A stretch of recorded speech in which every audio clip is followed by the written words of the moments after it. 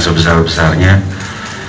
Saya tidak bisa berkata banyak, dan juga kepada Polres Metro Jakarta Pusat, terima kasih.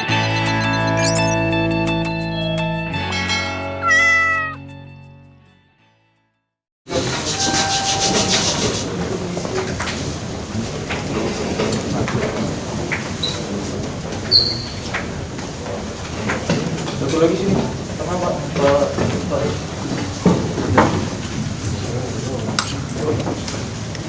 Hah? Yang nggak pakai masker gua aja dulu ya. Nggak apa-apa ya? Nanti baru gua pakai kalau selesai. Supaya kedengarannya enak daripada kumur-kumur.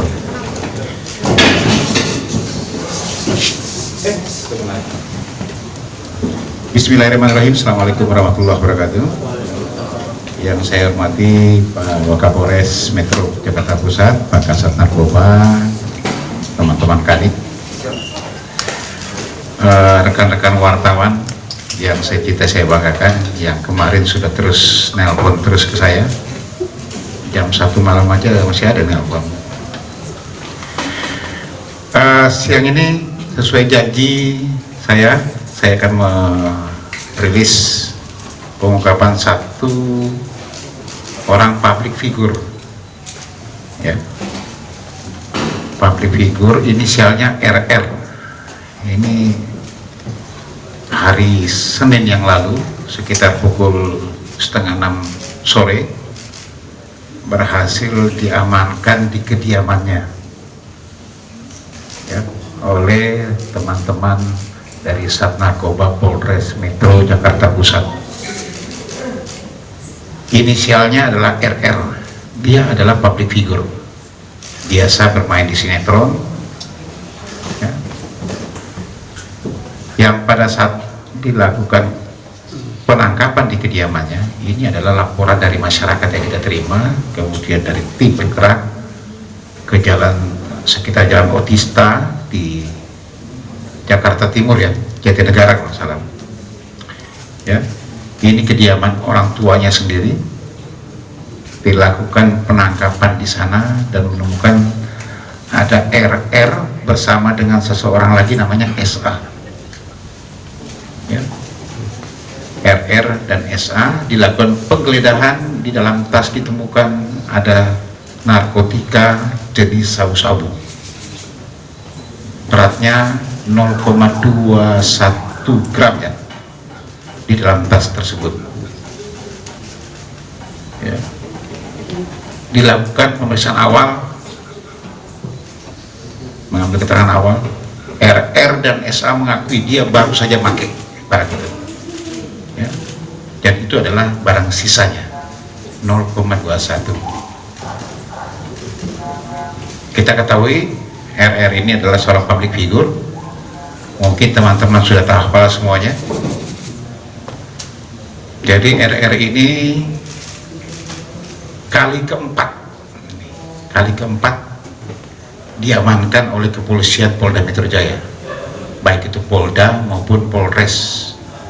Setahu saya 2015, ya, oleh Polda Metro Jaya, kemudian 2017 vonis keluar, kemudian 2017 ditangkap lagi, vonis lagi 1 tahun lebih kalau tidak salah, keluar lagi 2019 ditangkap lagi. Terakhir itu vonis 20 bulan kalau nggak salah, 20 bulan, baru menjalankan setahun. Kemudian ada asimilasi COVID pada saat itu bulan Juni 2020, sehingga yang bersangkutan dibebaskan masih kurang sekitar 4 bulan lebih pada saat itu, ya. Nah, sekarang tertangkap lagi di kediamannya. Jadi pada saat dilakukan penangkapan, digeledah dapat 0,21 gram tersebut. Petugas atau penyidik masih di rumahnya. Tiba-tiba datang paket ojek online, isinya kotak hitam yang dipesan oleh saudara RR, ya, Ulangi, SA ini adalah yang pesan SA tapi melalui saudara RR. RR melalui saudara SA. Karena yang selama ini pengakuannya yang membelikan adalah SA. Ya. Dalam kotak tersebut dibuka, rapi sekali bungkusannya. Buka pertama dalam kotak sabun ya. Kemudian dibuka lagi, ada klip kecil. Isinya sabu-sabu seberat 1 gram. Neto. Bersih. Jadi memang sudah dipesan oleh yang bersangkutan. Nah, ini yang kemudian kita bawa kelihatan ke Polres Metro Jakarta Pusat untuk kita dalami. Dari mana dia dapat barang haram itu? Ya. Ini yang perlu didalami semuanya. Kemudian sudah berapa lama dia menggunakan, motifnya apa, pasti ini semua ditanya teman-teman. Hasil pendalaman awal sekarang ini, motif yang dia sampaikan adalah motif masalah keluarga. Itu pengakuannya. Ya. Dan juga selama ini merasa ada ketergantungan dia menggunakan barang haram ini. Ini masih lagi kita dalami, termasuk dari mana dia membeli. Menyebutkan ada seseorang namanya inisialnya F, daerah Depok. Kita lakukan pengejaran ke sana, tetapi alamatnya pun alamat palsu. Nah, ini masih kita dalami terus.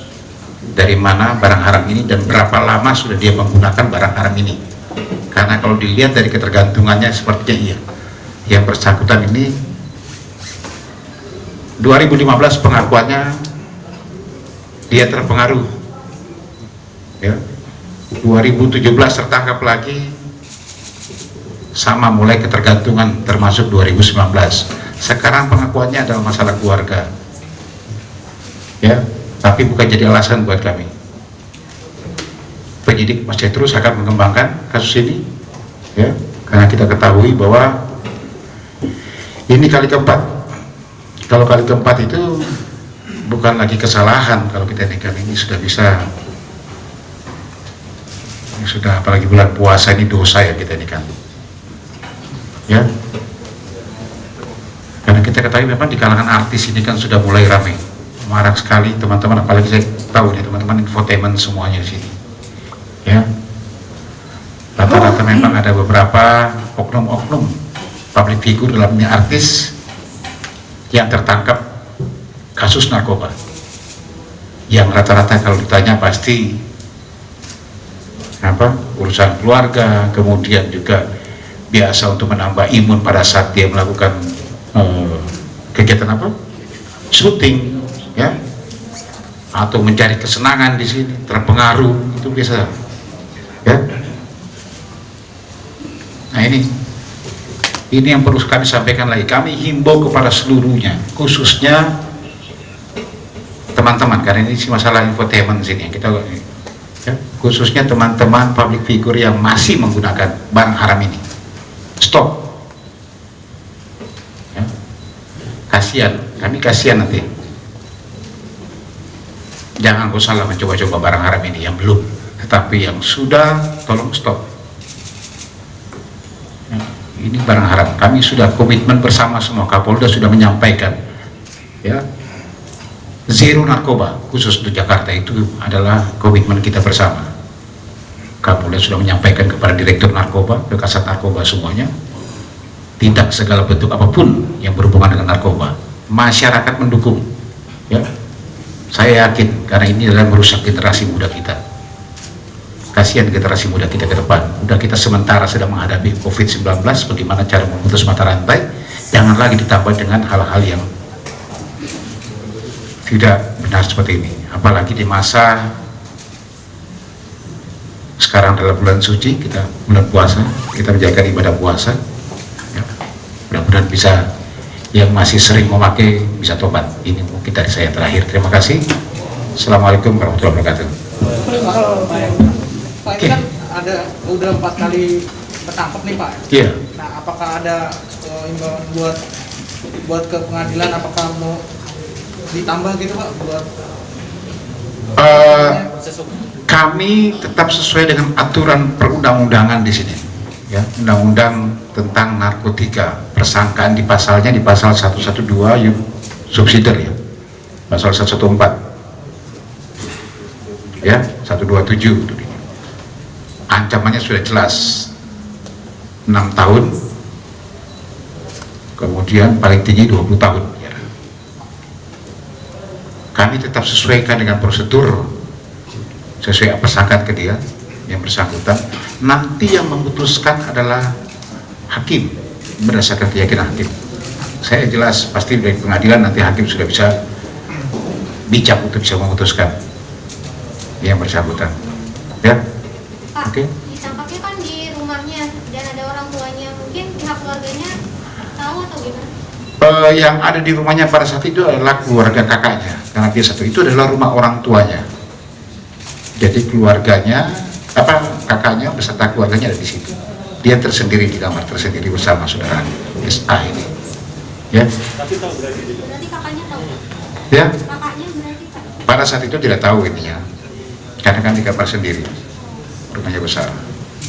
Oke, yang lain? Pak, ini kan akhir-akhir ini public figure itu hampir sering Pak ditangkap karena kasus narkoba Pak. Iya. Itu upaya kepolisian untuk mengantisipasi hal itu seperti apa sih Pak? Apakah public figure itu artinya menjadi sasaran renyah gitu untuk para pengedar narkoba itu Pak? Bagaimana untuk mengantisipasi itu agar public figure tidak kembali? Saya sudah sampaikan tadi, salah satu bentuk yang kita indikan secara preventif kita adalah kita memberi himbauan, seperti saya sampaikan. Himbauan tadi yang saya sampaikan, saya khususkan kepada teman-teman public figure yang tadi saya sampaikan. Ya, yang tidak pernah menggunakan jangan coba-coba. Tetapi yang masih menggunakan stop, kami akan kejar sampai kapan, dimanapun. Apa itu karena lemahnya public figure sering akhirnya mereka direhab gitu Pak, nggak mendapatkan ganjaran sesuai dengan hukum atau seperti itu? Yang penting ini yang kita harus hilangkan. Setiap penangkapan public figure pasti yang ada di pikiran teman-teman akan direhab.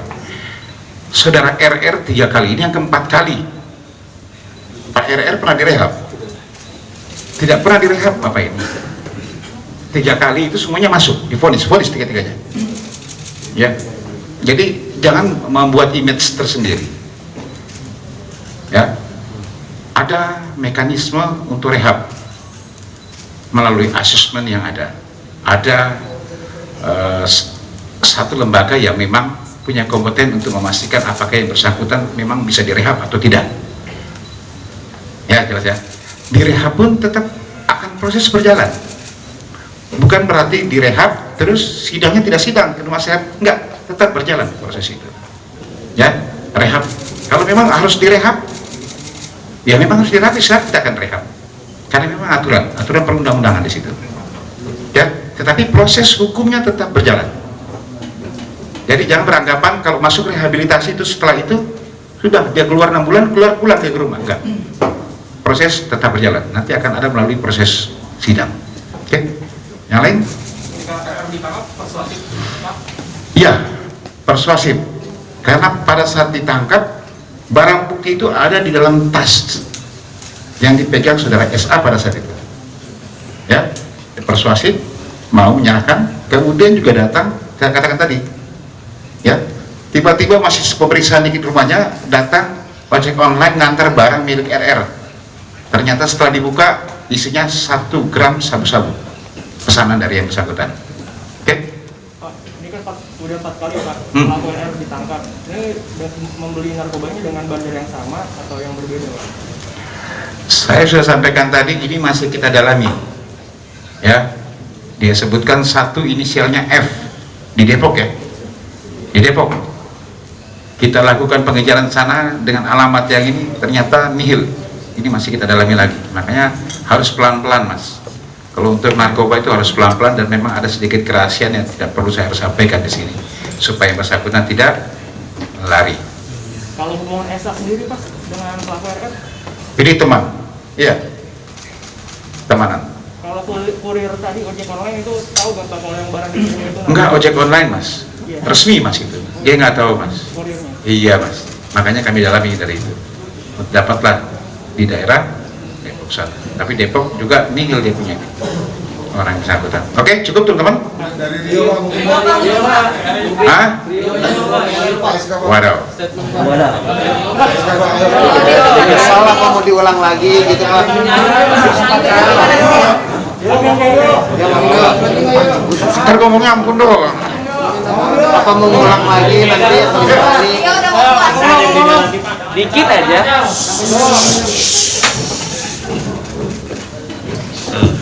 Ya, intinya di sini permohonan maaf dan beribu-ribu penyesalan dari saya. Dan juga banyak pihak yang merasa dirugikan di sini pastinya. Dan banyak juga penyesalan terhadap saya. Saya minta maaf yang sebesar-besarnya. Saya tidak bisa berkata banyak. Dan juga kepada Polres Metro Jakarta Pusat, terima kasih sudah memperlakukan saya sebegitu manusiawinya, dengan keprofesionalan mereka juga. Dan mudah-mudahan saya minta doa dari teman-teman juga, dari masyarakat juga. Saya itu ingin sembuh, saya capek seperti ini terus. Dan mudah-mudahan kedepannya saya bisa jadi pribadi yang lebih baik. Itu aja. Terima kasih. Tanya ke saya aja, saya jawab. Tanya saya aja. Poin yang itu Pak, saya akan bertanya Pak. Hah? Masalah rehab. Kan Kan. misalnya poin dasar itu untuk rehab itu, misalnya untuk yang gampang untuk direhab itu emang sekali udah narkoba atau misalnya kayak udah 4 kali bisa direhab juga atau gimana sih? Ya. Mekanismenya itu. Kan melalui satu asesmen. Ya, mau sekali, 2 kali, 3 kali, 4 kali, 5 kali harus di asesmen. Dari hasil asesmen itulah yang bisa menentukan apakah yang bersangkutan ini bisa direhabilitasi atau tidak boleh direhabilitasi. Ya, nanti di asesmennya ada BNNP nanti. Kalau di sana merekomendasi ya yang bersangkutan memang harus direhabilitasi. Kita rehabilitasi, nggak bisa, itu ada aturan. Kalau yang bersangkutan tidak boleh direhabilitasi dan harus proses jalan terus, itu kita buat. Oke? Terima kasih teman-teman semuanya. Assalamualaikum warahmatullahi wabarakatuh. Waalaikumsalam. Sorry. Bel pindah dulu. Oke, sama-sama.